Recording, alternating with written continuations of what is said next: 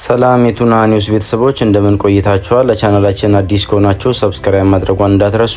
አዲስ ዜና ሲለቀቅ በፍጥነት ምልክት እንዲሰጣችሁ የደወል ምልክቷንም ማብራታችሁን እንዳትዘነጉ።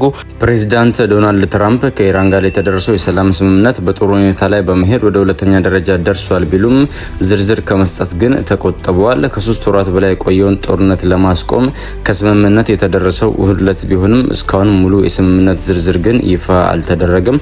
ሰኞ ዕለት ፕሬዝዳንት ትራምፕ ስምምነቱ ተፈርሟል በማለት ዝርዝሩ በጣም በቅርቡ ሙሉ ለሙሉ ይፋ ይሆናል ብለው ተናግረው ነበር። ፕሬዝዳንቱ ጨምረውም ስምምነቱ ሁለቱ ወገኖች በይፋ በስዊዘርላንድ ውስጥ ከፈረሙት በኋላ ይፋ ሊደረግ እንደሚችልም ገልጸው ነበር። የአሜሪካ ከፍተኛ ባለስልጣናት እንዳሉት በተደረሰው ስምምነት መሰረት የሆርሙዝ ወሽመጥ አርብ ዕለት ሙሉ ለሙሉ ክፍት ይደረጋል። የአሜሪካው ምክትል ፕሬዝዳንት ጄዲ ቫንስ በበኩላቸው ፕሬዝዳንት ትራምፕ የስምምነቱን ይዘት ቀደም ብሎ ይፋ እንዲደረግ ሊወስኑ እንደሚችሉም ጥቆማ ሰጥተዋል። የኢራን የውጭ ጉዳይ ሚኒስትር አባስ አራግቺ ደግሞ የተደረሰው የመግባቢያ ስምምነት በስዊዘርላንድ ውስጥ ሊፈረም እዚያው የመጨረሻው ስምምነትን ለማድረግም የሚያስችል ድርድር እንደሚካሄድ አመልክተዋል። የአሜሪካ ባለስልጣናት በበኩላቸው በኢራን የኒውክሌር ፕሮግራም ዙሪያ የሚካሄደውን የቴክኒክ ንግግር በዚህ ሳምንት በሚካሄደው ድርድር ወቅት ይጀመራል ተብሎ እንደሚጠበቅም ገልጸዋል። ተያይዞም ከዚህ በኋላ እስራኤል በሊባኖስ ላይ የምትፈጽመውን የትኛውንም አይነት ጥቃት ከአሜሪካ ጋር የተደረሰውን የመግባቢያ ስምምነት የሚጥስ ነው ስትል ኢራን አስጠንቅቃለች።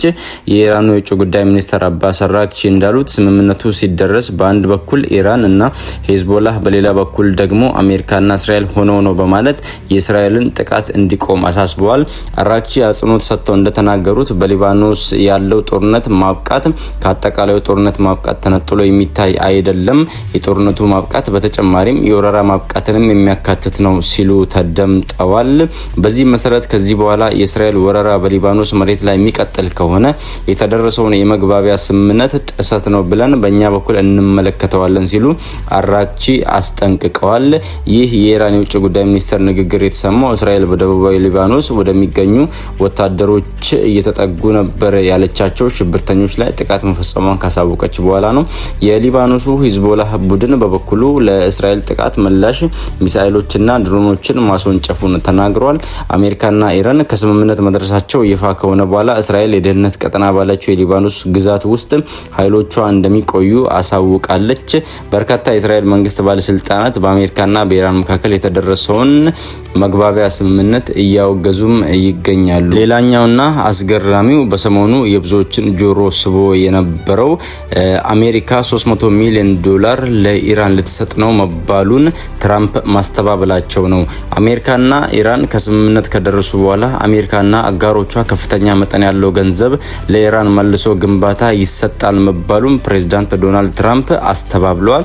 ፕሬዝዳንቱ በማህበራዊ ሚዲያ ገጻቸው ላይ እንደጻፉት ኢራን የኒውክሌር ጦር መሳሪያ ፈጽሞ እንደማይኖራት ከስምምነት ላይ መደረሱን ጠቅሰው ነገር ግን አሜሪካ ለኢራን $300 ሚሊዮን ለመስጠት ተስማምታለች የሚሉ ዘገባዎችን አስተባብለዋል። ዶናልድ ትራምፕ በትሩ ሶሻል የማህበራዊ ሚዲያ ገጻቸው ላይ አሜሪካ ለኢራን $300 ሚሊዮን ልትከፍል ነው የሚነገረው በደደብ ዲሞክራቶች የሚነገር ሐሰተኛ ዜና ነው ሲሉ በዘለፋ ተናግረዋል።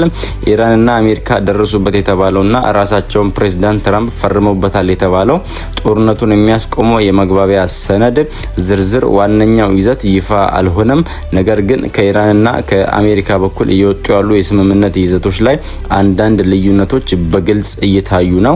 ሁለቱም ሀገራት ከርቀት በኤሌክትሮኒክ መንገድ ተቀብለው የፈረሙት የመግባቢያ ሰነድ ሙሉ ለሙሉ የተቀበሉት ሲሆን የመጨረሻው ስምምነት አርብ ዕለት ስዊዘርላንድ ላይ በተወካዮቻቸው አማካይነት ይፈረማል ተብሎ በጉጉት ይጠበቃል።